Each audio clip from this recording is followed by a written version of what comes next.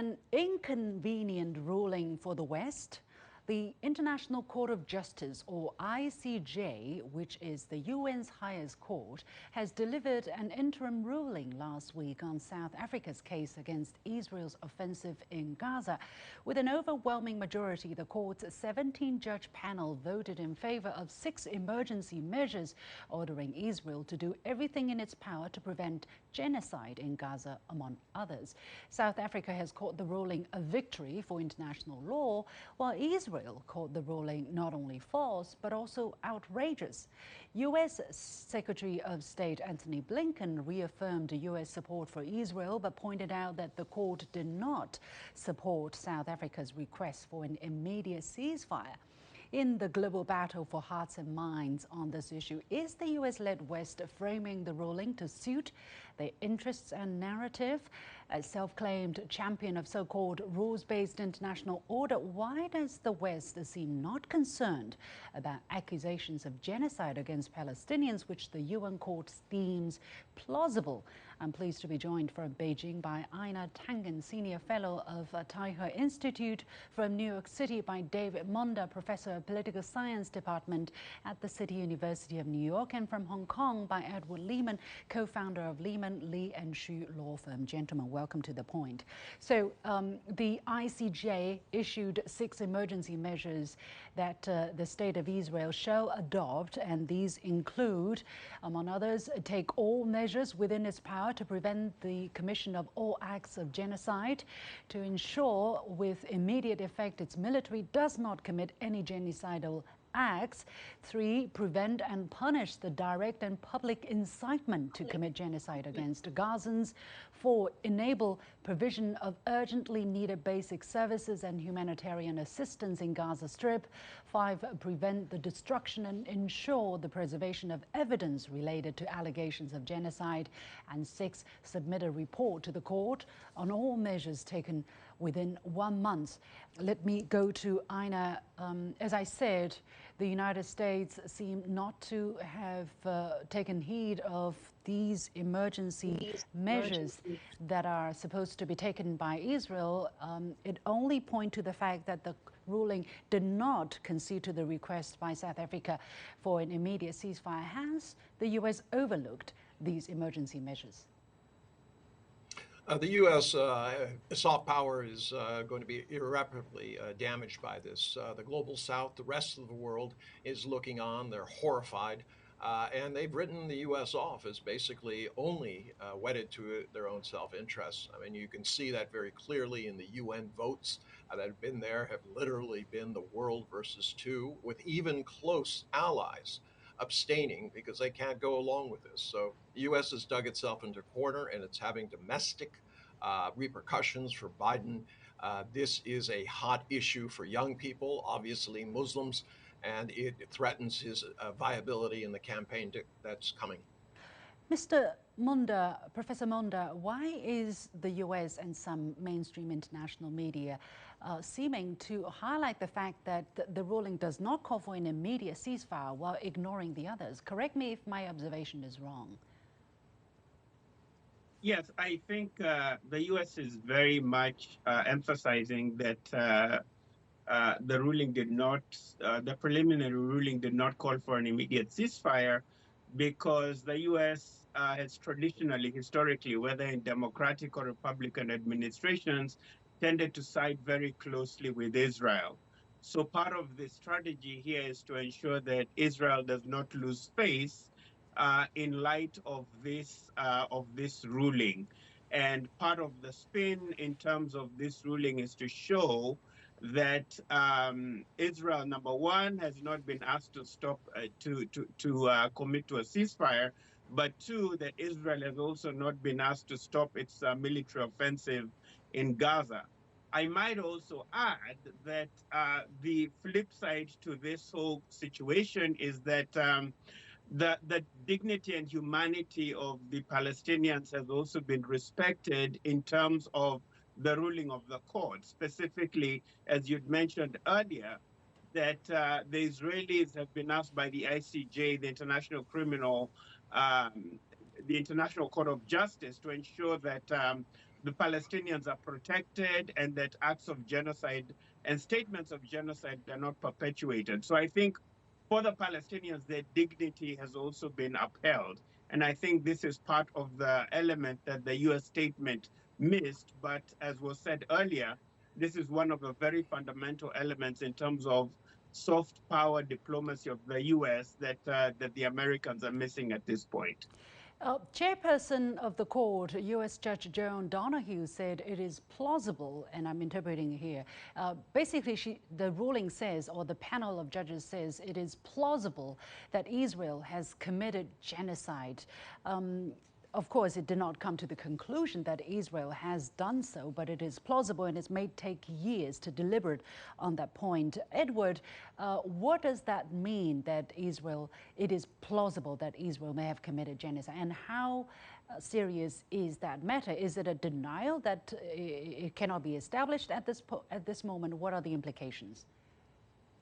Well, I mean, Joan Donoghue is, she's an American, and she worked at the State Department. I mean, she worked at Covington and Burling. She's, what I think, she's the head of the 17-group panel. There's 15 judges, and then there's another couple of judges that each of the countries select that they added on. I mean, I think it's good news that it wasn't thrown out. So at one point, Israel was, what the first reaction when this was filed on December 29th, 2023, was that Israel thought it was preposterous and it should be thrown out. With Joan Donoghue, citing that there is some basis or there's some plausibility that Israel has signed the Genocide Convention, which said that they will adhere to not being involved in genocide. And remember, it is, like I said, it was filed on the 29th. They had an oral hearing on the 11th and 12th of January. And here we are already with a ruling that came out on the 26th. So I think, like everything, the wheels of justice, unfortunately for those in the conflict area, move slowly. And this, by way of contrast, I mean, the Gambia brought an action against Myanmar with regards to the Rohingya people, and that was in 2019, and that still has not been solved. So like you said, it's going to take some time. There also needs to be evidence, and there really hasn't been for both sides. There has to be an exchange of evidence, and there has to be a process that this goes through. So the headlines want to say something. The only thing I can take away from this is, one, it was not thrown out. Two, that they're saying it is plausible, so that there will be some accountability, or hopefully will be accountability as to what's happening. And third, that they put in some guardrails. The problem with the guardrails and the 6 points that you've identified is that the ICJ, the International Court of Justice, really doesn't have teeth to be able to put that in. That's going to have to come from the states themselves. Einar, normally, if the United States has been championing human rights, has been championing rules-based international order, it actually also put its own judges to the panel of the International Court of Justice. But when it comes to such a ruling, it seems that the United States is not concerned that there may be acts of genocide that has been committed by the state of Israel. It chooses not to say anything about the fact that the ruling says it is plausible that Israel may have done so. What do you make of the U.S. attitude and Western governments in general? I mean, we're talking about the British government calling the suit, when it was brought up, calling it nonsense. Well, remember, the international this body is political to a large degree, and what you had was a compromise. Donoghue wanted to usher in the least offensive way of dealing with this from the U.S. point of view, which is to come to the things. Well, maybe something happened, but we need more evidence. I disagree with Ed on the terms of what's happening there when you have 26,000 people dead, and 98% of them are non-combatants. They're women, children, men who are not involved in this. That is, in essence, genocide. And the remarks that have been made by senior officials in the Israeli government clearly state that. The U.S. is concerned about this. Never mistake the actions of a few elites for the feeling of the country. Young people across the United States, Muslims, people within the Justice Department, within the State Department, who have resigned because of this. make it very clear. Just like Israel is not, the state of Israel is not in conjunction with a lot of Jews around the world and within Israel itself on this issue.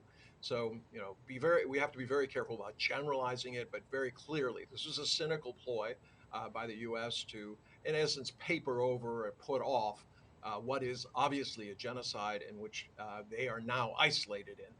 And unfortunately, the elites, Biden doesn't seem to care. He's more concerned about the domestic fallout of what's happening. Professor Monda, how do you look at the weight of this ruling and its implications on the situation on the ground and on the growing global call for more restraint, for protecting the rights of the Palestinian people?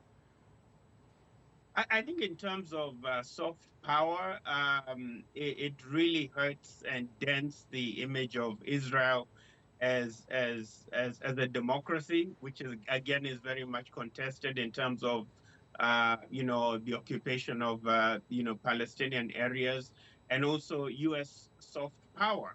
But I think, as had been said earlier, the ICJ has no enforcement capacity. It relies on the goodwill of the state parties that are, signatories to international conventions. I think the second part of that also is that we have to realize on the other side of Israel is Hamas, and Hamas is not a signatory to these international agreements. It's not a state. So that also really complicates the whole situation in terms of how do you go forward in terms of seeking a resolution in terms of this particular conflict. But I must say that given this resolution given this judgment of this preliminary judgment of the ICJ, exactly to what you had spoken to earlier, who establishes this rules-based international order? We know major powers tend to frame rules of the international order and abide by them when they are favorable to major powers, but ignore them when they're not. And I think in this context, we see the U.S.